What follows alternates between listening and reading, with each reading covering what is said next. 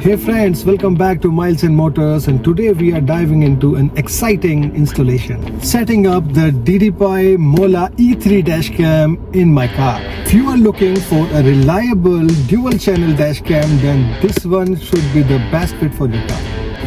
To check the unboxing video, you can click the link below in the description box.